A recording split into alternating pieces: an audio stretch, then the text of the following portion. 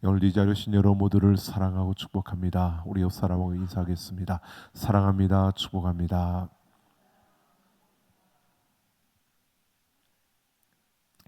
예, 2024년 부르심을 향하여 행진하라라고 하는 주제로 달려가면서 우리 11월 마지막 주일입니다.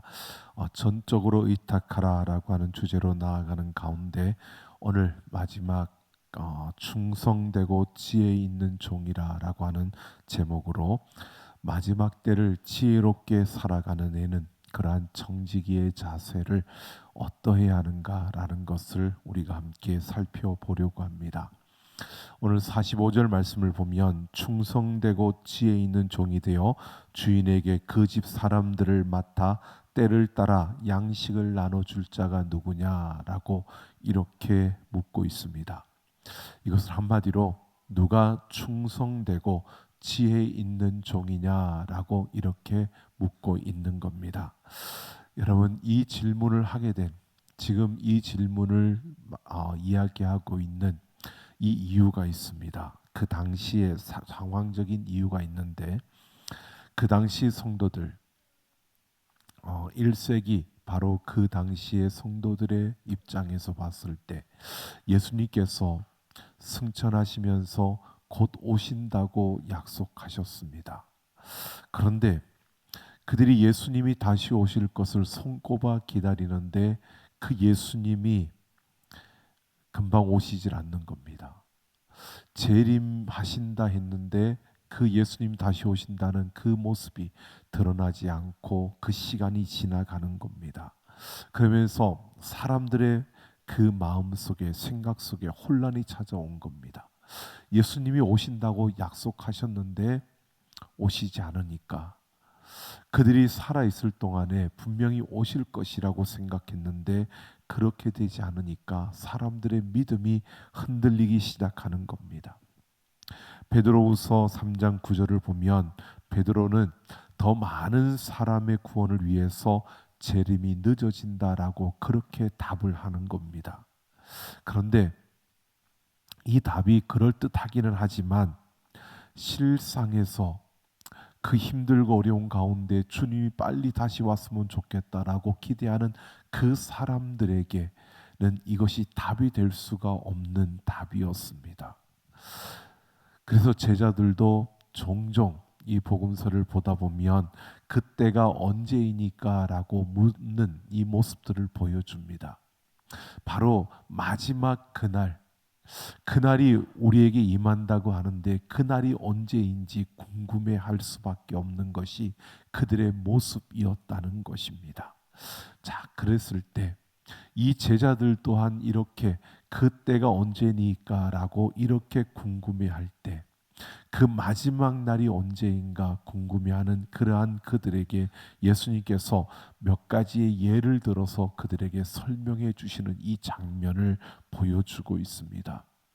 오늘 우리에게 이런 소식을 말해주고 있습니다. 37절부터 예수님께서 말씀하신 그것을 가지고 지금 이제 우리에게 이 말씀을 풀어주고 있는 겁니다. 언제 그런 일이 마지막 그 일이 이루어지느냐라고 하는 것을 말해주고 있는데요. 보면 이렇게 질문하기에 앞서 예수님께서 노아의 때와 같이 인자의 임함도 그러하리라라고 이렇게 말씀합니다. 자, 인자가 오시는 그때도 그 노아의 때와 같이 그러한 인자의 임함도 그러한다라고 이렇게 말하고 있습니다. 창세기 7장에 나오는 노아 시대를 인용해서 말하고 있는 겁니다. 그래서 그 다음에 보면 그 홍수전에 노아가 방주에 들어가기 전에 사람들이 먹고 마시고 장가들고 시집 갔다라고 하는 이 말씀을 하고 있습니다. 이것은 노아가 방주에 들어가는 날까지 사람들이 먹고 마시고 장가들고 시집 가면서 일상에 빠져 있었다는 것입니다. 자신들이 다 죽을 운명에 떨어진다는 그 사실을 깨닫지 못하고 이제 그렇게 방주문이 닫히고 홍수가 나면 다 죽게 된다는 사실을 알지 못하고 그들이 그렇게 먹고 먹고 마시고 장가들고 시집가는 그런 일상이 계속되어졌다는 것을 말해주고 있는 겁니다. 자, 여기서 우리가 생각하면서 지나가야 될 것이요. 그러면 일상생활하는 것이 잘못된 것인가? 먹고 마시고 시집가고 장가가는 것이 그것이 악이고 나쁜 것인가라고 하는 것입니다. 그건 아니라는 겁니다. 우리가 이 부분을 잘 이해해야 될 것이요. 지금 성경이 말하고 있는 것은 우리의 일상이 나쁘다, 우리의 일상이 악하다, 우리의 일상이 그것이 거기 그렇게 살면 일상에 그렇게 묻혀 살면 안 된다. 이렇게 말하고 있는 것이 아닙니다. 노아 홍수 때 그 사람들의 특징을 우리가 기억해야 합니다. 자, 노아 홍수를 이야기할 때 우리가 항상 먼저 지켜봐야 될 인물이 있습니다. 그것이 바로 에녹입니다. 여러분, 이 에녹은 300년 동안 하나님과 동행했던 그런 인물이라고 성경에 소개합니다. 이 에녹이 살았던 삶이 365년이었습니다. 365년을 살았는데 거기에서 성경은 유독 300년 동안 하나님과 동행했다라고 하는 이것을 강조하고 있는 모습을 보여줍니다. 여러분, 에녹이 65세를 365세를 살았는데 300년 동안 동행했으니까 앞에 65년 그 세월은 어떻게 살았다는 것인가 좀 궁금한데요. 근데 어떤 계기가 그의 인생에 있었느냐라는 것을 성경을 보면 그가 65세의 아들을 얻습니다. 65세의 아들을 얻는데 그 아들의 이름이 무두셀라입니다. 성경에서 제일 오래 산 사람 무두셀라, 제일 오래 산 인물로 969세를 살았던 무두셀라를 낳은 자가 에녹입니다. 그가 65세에 이 아들 무두셀라를 낳았는데요. 이 무두셀라라고 하는 이 이름의 뜻이 뭐냐면 곧 멸망이 온다, 심판이 온다는 뜻입니다. 그러니까 에녹이 65세까지는 일상 삶을 살면서 다른 사람들과 똑같이 살았습니다. 그런데 65세의 아들을 얻었는데 그 아들의 이름이 무두셀라, 곧 심판이 온다, 곧 종말이 온다는 그러한 뜻을 가진 그 이름을 가진 아들을 얻은 겁니다. 에녹의 입장에서 그 당시에 그들은 이러한 이름이 그 많은 것을 말해주고 있는 그런 시대였기 때문에 이 에녹의 입장에서는 아들의 이름을 무두셀라라고 얻으면서 그 종말이 온다, 심판이 온다 이 말을 딱 받으면서 그는 달라질 수밖에 없었다는 겁니다. 세상 사람들이 살던 그 일상과 똑같이 65년을 살았지만 그 아들 무두셀라를 얻으면서 그의 삶이 그날부터 달라졌다는 겁니다. 멸망이 온다는, 곧 심판이 온다는 그 이름 앞에 에녹은 자신의 삶을 바꾸었습니다. 심판이 오기 때문에, 곧 멸망이 오기 때문에 그 멸망과 심판이 온다는 것을 바라보면서 그때부터 하나님과 동행하는 삶을 살았던 것이 에녹이었다는 겁니다. 여러분, 이 에녹과 그 다음 노아 시대의 사람들을 보십시오. 바로 그 시대입니다.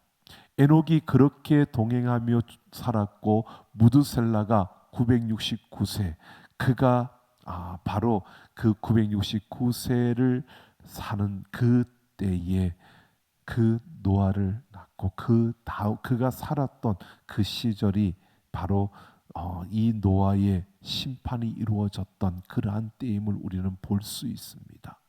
우리가 보면 이 학자들이 무두셀라가 죽으면 심판이 임하기 때문에 그래서 무드셀라가 가장 오래 살았을 것이다. 하나님이 그만큼 심판을 지연시키며 사람들을 이 구원받기를 기다리고 기다렸다라고, 노아가 그만큼 외칠 수 있는 시간이 그만큼 많았다라고 이렇게 보고 해석하는 그러한 경우도 있습니다.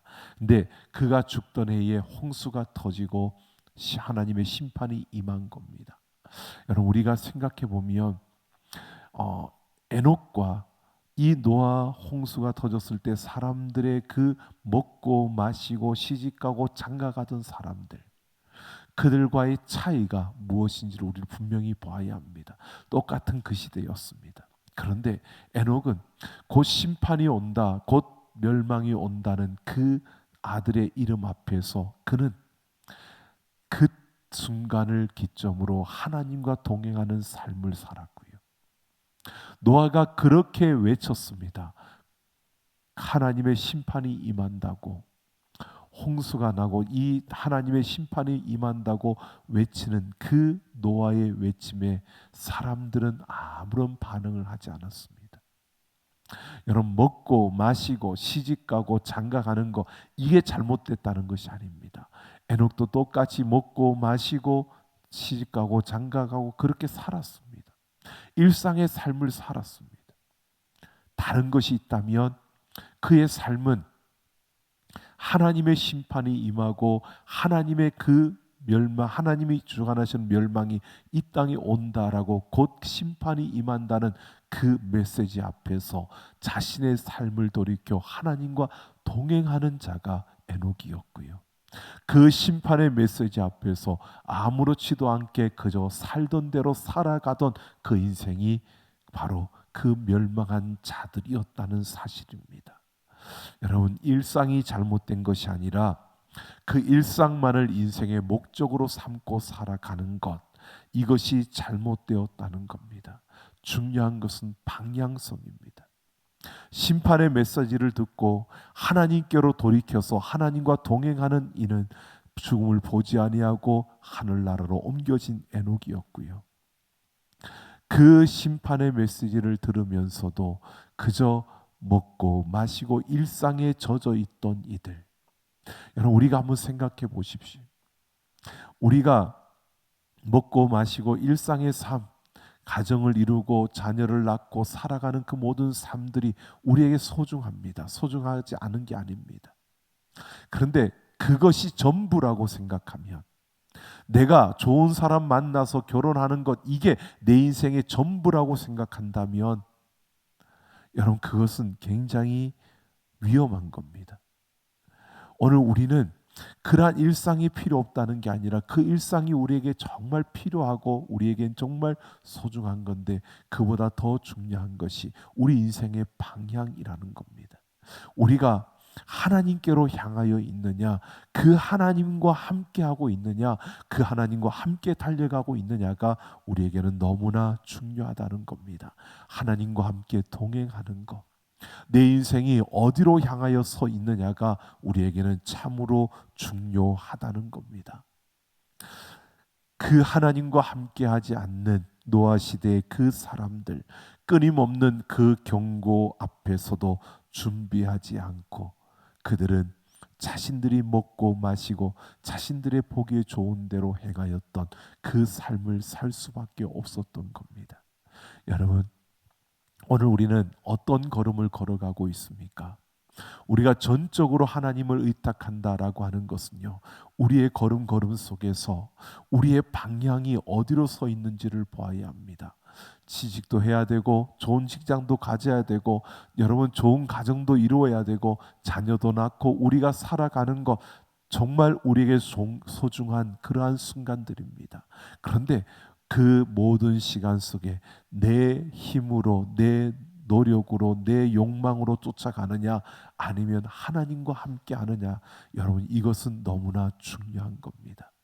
우리 인생을 갈라놓는 겁니다. 여러분, 우리가 생각해 보십시오. 나는 예배에 참여하고 나는 교회에 나가고 나는 봉사활동에 함께 하고 있고, 여러분 그것이 아니라 내가 무엇을 했느냐가 중요한 게 아니라 내가 그곳에 하나님과 함께 하고 있느냐가 중요한 겁니다. 여러분, 우리 하나님과 함께 할 수 있는 우리의 걸음, 여러분 우리의 직장도 여러분 우리의 삶의 예배를 세워지는 곳입니다. 그 직장에서 하는 일, 여러분 우리에겐 중요한 겁니다. 그런데 그 일을 하는데 내가 일을 하는데 바쁜 것이 아니라 하나님과 함께 그 일을 하고 있느냐라고 하는 겁니다. 오늘 우리가 하나님과 함께 동행하는 이러한 걸음이 우리에게 중요하다는 것이고요. 자, 40절을 보면 또 다른 예로 이렇게 말합니다. 두 사람이 밭을 갈고 있는데 한 사람은 데려가고 한 사람은 버림을 당했다라고 합니다. 두 사람이 다른 일을 한 것이 아닙니다. 같은 일을 했습니다. 한 사람이 게으름을 피웠다 이런 말도 없습니다. 두 사람이 똑같이 밭을 갈고 있는데 한 사람은 데려감을 당하고 한 사람은 버림을 당했다는 겁니다. 똑같이 두 사람이 일상에서 주어진 그 일들을 하고 있었다는 겁니다. 그런데 한 사람은 데려감을 당하고 한 사람은 버림을 당했다는 겁니다. 어떤 사람은 부름을 받고 어떤 사람은 버려졌다는 것입니다. 또 41절에서 보면 두 여자가 맷돌질을 하고 있는데 한 사람은 데려가고 한 사람은 버려둠을 당했다라고 말합니다. 역시 그 당시 여인들 가장 현실적인 일상의 한 장면입니다. 맷돌질을 하는 겁니다.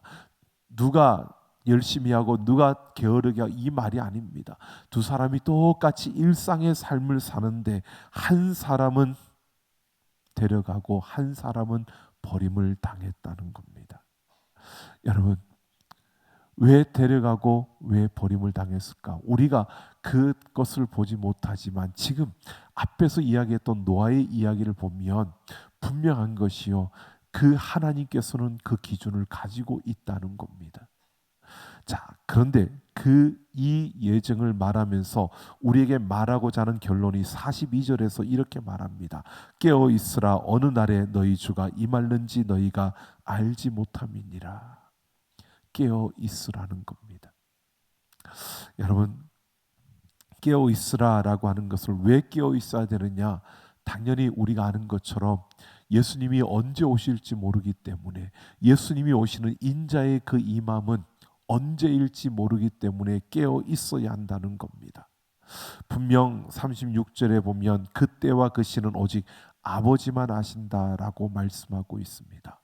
여러분, 우리가 이 말씀들의 배경이 그 유대인들 히브리 민족이라는 것을 우리가 기억해야 합니다. 그때 그 히브리 민족의 결혼 풍속에 보면 이 부분이 결혼 풍속과 연결되어져 있는데요. 결혼 풍속을 보면 우리와는 좀 다릅니다.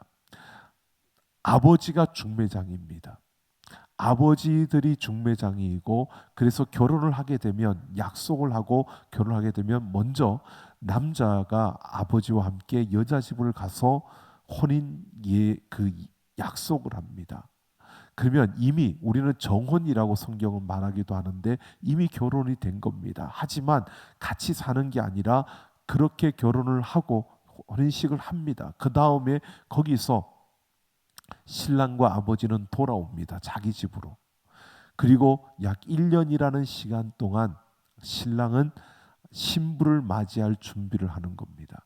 뭘 준비하느냐? 구체적으로 집을 준비합니다. 그래서 성경에 보면 예수님께서 그 집을 준비하러 간다라고 말씀하십니다. 우리의 신랑 되신 예수님께서 천국의 집을, 우리의 집을, 우리가 살 집을, 우리가 거할 천국의 집을 지으러 가신다라고, 이렇게 준비하러 가신다고 표현합니다. 바로 그 결혼 풍속을 가지고 이야기하는 겁니다. 그러니까 거기에서 이해를 해야 되지, 우리가 천국 가면 하나님께서 나를 위해서 막 기와집을 멋지게, 여러분 우리만 기와집이지, 우리만 기와집이죠. 여러분, 우리가 생각하면 그러한 것들을 막 꿈꾸는데 그거는, 천국은 과연 그럴까? 우리의 한계입니다. 천국에 가봐야 알겠지만, 여러분 우리가 생각하는, 그러나 분명히 이 결혼 풍속에서 예수님이 너희가 거할 집을 준비하러 가신다라고 하는 것은 이 부분을 이야기하는 겁니다. 그러니까 결혼을 했는데 그러나 아직 그 신랑의 집에 가서 같이 함께 거할 그 집을 준비하는 기간이 약 1년입니다. 그런데 딱 1년 되는 날 오느냐 그게 아니고요. 아버지가 아들이 준비한 것을 보고 아버지가 때가 되었다 생각이 들었을 때, 자 이제는 결혼하러 그 신부를 데리러 가자라고 하면 그때 가서 신부를 데려와서 그날부터 신랑의 그 집에서 7일 동안 혼인잔치를 하는 겁니다. 이게 유대인들의 풍속입니다.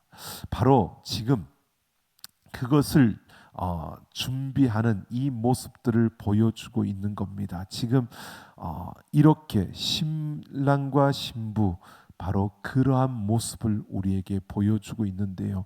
이것이 그 때와 시는 아버지가 하는 겁니다. 그래서 아버지가 중매를 하고 또 그렇게 해서 아버지가 그 신부를 데려올 날을 아버지가, 신랑도 모르는 겁니다. 신랑도 모르고 신부가, 그 아버지가 신랑에게 자 오늘 가자 그러면 가서 데려오는 겁니다. 그리고 그날부터 7일 동안 혼인 예식을 거하는 겁니다.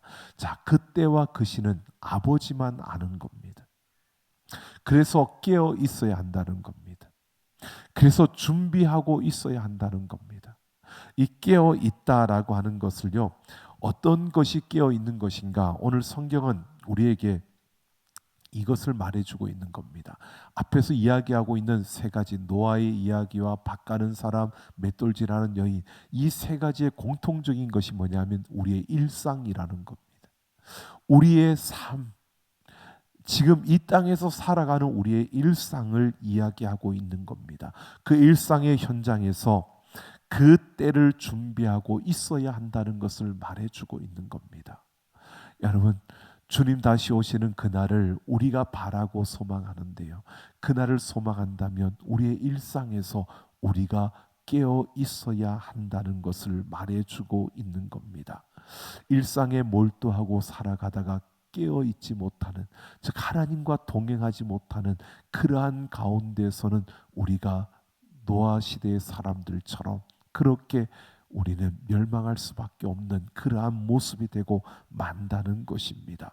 오늘 우리가 노아의 외침과 세상의 그 마지막 심판에 대해서 관심을 두지 않았던 그 사람들처럼 그냥 내가 먹고 살아가는 이 일에만 관심을 두고 거기에 집중하고 몰두하며 살아가는 그런 인생을 살아서는 안 된다는 것입니다. 우리 일상을 살아가면서 우리는 그 날에 집중하고 주님 다시 오실 그 날을 준비하며 오늘을 살아가야 한다는 겁니다.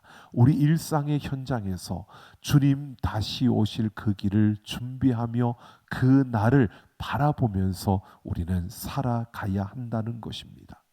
그러면서 오늘 45절에서 그렇게 깨어 준비한 자를 충성되고 지혜 있는 종이라고 말하고 있는 겁니다. 자, 여러분, 우리가 충성되고 지혜 있는 종, 그는 일상의 현장에서 깨어 있는 자입니다. 자, 일상의 현장에서 깨어 있다는 것이 무엇인가? 오늘 이렇게 말하고 있습니다. 그 집 사람들은 이라고 하는데요. 그 집 사람들을 맡아 때를 따라 양식을 나눠준다라고 말합니다. 여기에서 그 집 사람들이라고 하는 것은 내부의 문제 또는 성도들을 일컫는 원어는 그 단어인데 데라페이아라고 합니다. 근데 이것이 이제 우리는 알기가 참 어렵지만 이 히브리어 헬라어에 이들이 쓰고 있는 이 원어 가운데서요, 이들은 환유법이라는 것을 사용합니다. 이 환유법이라고 하는 것은요, 한 단어를 가지고 의미를 확장시켜서 똑같은 단어인데 다른 의미로 쓰이는 이러한 경우들을 통해서 이 단어 속에 다른 의미가 포함되어져 있다는 것을 보여주고 있는 그러한 문법을 그들이 가지고 있습니다. 근데 여기에 쓰이는 그 집 사람들이라고 하는 데라페이아라고 하는 이 단어가 요한계시록 22장 2절에 사용되어졌는데 거기에서는 동사로 치료하다라고 하는 뜻입니다. 그래서 데라페이아라고 하는 여기에서 여러분 우리가 영어 단어로 테라피라고 하죠. 치유하는 이 단어가 파생되어진 겁니다. 그러니까 이 말은 치료되어진다라고 하는 의미가 그 안에 포함되어져 있는 겁니다. 그 집 사람들이라는 그 집 사람들을 때를 따라 먹여 살린다라고 하는 건데 그 집 사람들, 이 집 사람들이라고 하는 여기에 치료의 효과가 그 안에 포함되어져 있는 이 모습을 보여주고 있는 겁니다. 여러분 우리가 탕자의 비유에서 보면 그 집을 나갔던 그 아들이 아버지의 집으로 돌아가면서 회복과 치유와 그 완전함이 다시 회복되어지는 이러한 역사들을 보여주는 것처럼요. 집으로 돌아갈 때, 집으로 들어갈 때 그 안에 치유와 회복이 있다는 것을 말해주고 있는 겁니다. 바로 오늘 우리에게 이렇게 말하는 거죠. 그 집 사람들은 하나님 집에 속해 있는 소속되어 있는 하나님의 종들을 가리키면서 또한 더불어서 그들은 주님 오시는 그날까지 이 땅에 머물면서 바로 치료와 회복을 이루는 그러한 일을 감당하는 자들이다라고 이렇게 표현해 주고 있는 겁니다. 그러니까 그 집 사람들, 그 집 사람들이라는 것은 하나님께 속한 사람들이라는 의미를 가지고 있고요. 그러면서 그 단어는 그 곳에 오는 사람들, 그 사람들은 어떤 일을 하느냐? 치유와 회복의 일을 하는 사람들이다라고 이렇게 말해주고 있는 겁니다. 그러니까 깨어있는 것이 무엇이냐라고 하는 것은요, 우리가 잠을 안 자는 것 이런 것이 아닙니다. 깨어있는 게 뭐냐? 내가 하나님과 동행하면서 그냥 각성하는 것이 아니라 내가 하나님과 동행하는 그 걸음 속에서 나를 통해서 다른 이들에게 치유와 회복의 역사를 이루어가는 이런 일들을 감당하는 이들이 바로 깨어있는 자라고 말하고 있는 겁니다. 여러분 오늘 우리에게 이렇게 말해주고 있는 겁니다. 주님 다시 오실 그날을 바라보며 이 땅을 우리의 일상을 살아가는 우리의 삶이 어떠해야 되는가를 보여주고 있는 겁니다. 그냥 깨어 있으라. 그러니까 깨어 있는 게 어떤 것이냐라고 했을 때 이것은요 우리가 이 세상 속에서 하나님의 그 생명을 가진 자로서 나아가는 그 걸음 속에서 죄의 상처들을 치료하고 잃어버렸던 하나님의 형상을 회복하는 이런 삶을 살아가는 것, 이게 깨어 있는 자라는 것입니다. 그냥 눈 뜨고 있는 것을 말하는 게 아닙니다. 여러분 깨어 있다는 것은 우리가 죄를 치료하고 잃어버렸던 하나님의 형상을 회복하는 이런 삶을 살아가는 것, 우리의 일상 속에서 우리가 그냥 하는 일들, 먹고 마시고 하는 이 일들만이 아니라 먹고 마시는 그 일을 하면서 그 일을 통해서 우리는 죄를 치료하고 또 잃어버렸던 하나님의 형상을 회복하는 이러한 일들을 이루어가는 것이 바로 깨어 있는 것이다라고 우리에게 말해주고 있는 겁니다. 바로 우리가 이 땅에 살아가는 이유입니다. 우리가 이 땅에 서 있는 이유입니다. 우리를 통해서 치유와 회복의 역사들이 이 땅에 일어나야 하는 겁니다. 여러분의 일상의 현장에서 치유와 회복의 역사들이 일어나야 한다는 것입니다. 이게 깨어 있는 겁니다. 여러분 깨어 있습니까? 나는 오늘 하루 종일 일하면서 깨어 있었는데 여러분 그게 아니고요. 여러분 그 일상의 현장에서 여러분을 통해서 죄가 치유되어지는, 여러분의 통해서 예수 그리스도의 십자가의 보혈이 증거되어지고 여러분의 삶을 통해서 그 삶의 현장에서 회복의 역사들, 하나님의 그 형상이 다시 회복되어지는 여러분의 그 손길을 통해 사랑과 온유와 평강과 그 성령의 열매들이 맺어지는 그러한 역사들이 여러분을 통해서 흘러가고 드러나고 보여졌느냐는 겁니다. 그러한 삶이 없다면, 그러한 일상이 없다면 우리는 자고 있는 겁니다. 그러한 현상과 그러한 일상이 우리의 삶에서, 우리의 삶의 현장에서 일어나야 하는 겁니다. 그런 우리의 삶의 현장을 만들어가는 자가 깨어 있는 자라는 겁니다. 여러분, 우리가 너무 쉽게, 여러분 그렇다고 우리가 막 어려운 일을 하는 것은 아닙니다. 그런데 우리가 너무 쉽게 생각해서는 안 됩니다. 깨어 있다는 것이 그냥 내가 말씀을 붙들고 내가 그냥 하나님 앞에서 내가 하나님을 사랑한다고 하나님을 붙들고 간다고 그렇게 고백하고 그냥 그렇게 있는 것, 여러분 그것이 그냥 단순한 고백이 아니라 여러분의 삶의 현장에서 진실한 고백으로 여러분의 삶으로 그것이 드러날 때 그곳에 치유와 회복의 역사가 일어나는 겁니다. 그게 깨어 있는 겁니다.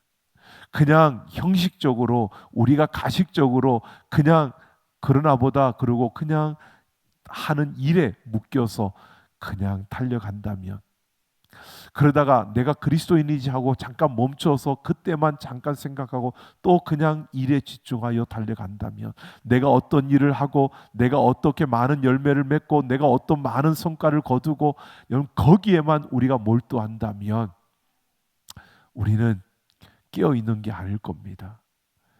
누구와 함께 그 일을 하느냐가 중요한 겁니다. 하나님과 함께 그 일을 하고 있느냐가 중요한 겁니다. 그 하나님과 함께 할 때 그곳에 치유와 회복의 역사가 일어나기 때문입니다. 하나님과 함께 할 때 예수의 이름으로 그곳을 달려갈 때 바로 잃어버렸던 하나님의 그 형상이 회복되어지기 때문입니다. 여러분, 우리의 모든 일상의 현장 속에서 혼자 달려가는 것이 아니라 하나님과 함께 달려가는 우리가 되기를 예수님의 이름으로 축원합니다. 우리가 깨어 있어야 합니다. 깨어 있는 자가 되어야 합니다. 우리는 무엇보다도 내 일상의 현장에서 죄가 치유되어지고 하나님의 형상이 회복되는 그러한 역사가 일어나는 우리의 걸음이 되어져야 합니다.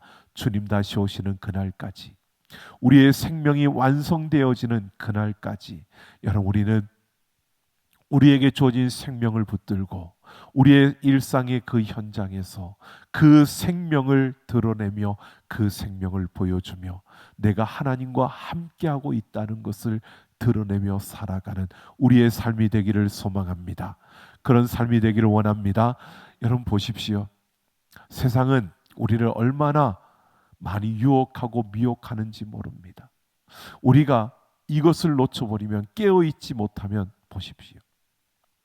세상이요, 많은 길들이 만들어집니다.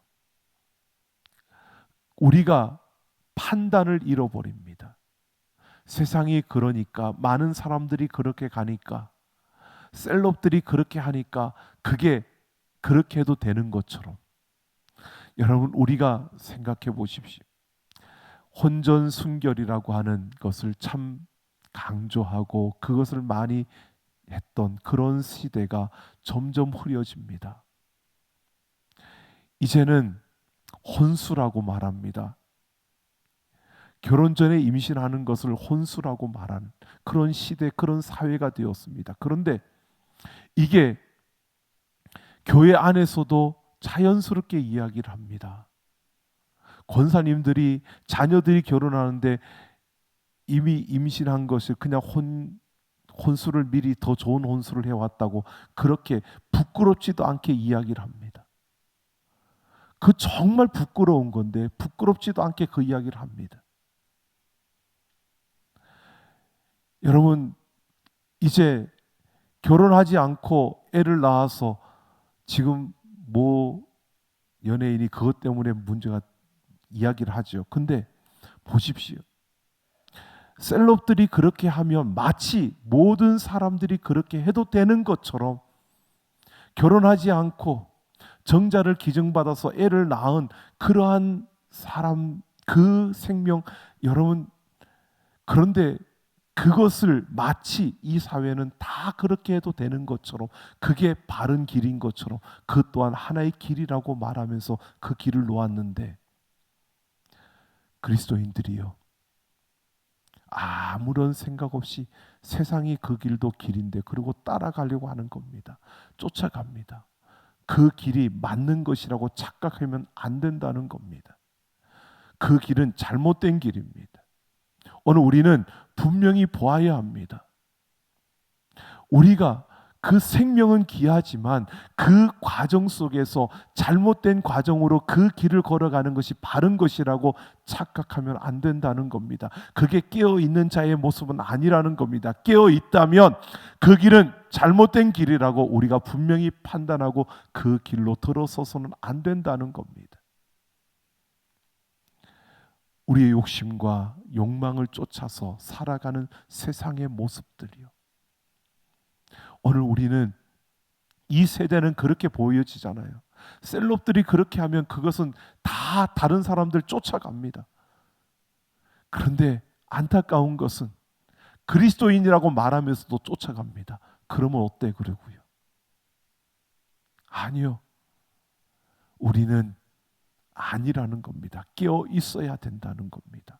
먹고 마시고 시집가고 장가가는 게 잘못된 게 아니라 우리의 일상의 현장에서 깨어 있지 못하면, 하나님과 함께 동행하지 못한다면, 그 하나님을 버리고 살아간다면 그건 깨어 있는 게 아닙니다. 오늘 우리는 분명히 보아야 합니다. 우리가 이 세대 속에서 우리가 전적으로 그 하나님께 의지하고 의탁하며 나아가는 그 삶을 살아내려면 우리는 조금 힘겨워도, 아무리 많은 셀럽들이, 아무리 많은 사람들이 그 길로 간다 할지라도 우리는 단호하게 노라고, 아니오라고 말할 수 있고 그 길에 같이 함께하지 않는 우리의 걸음이어야 하는 겁니다.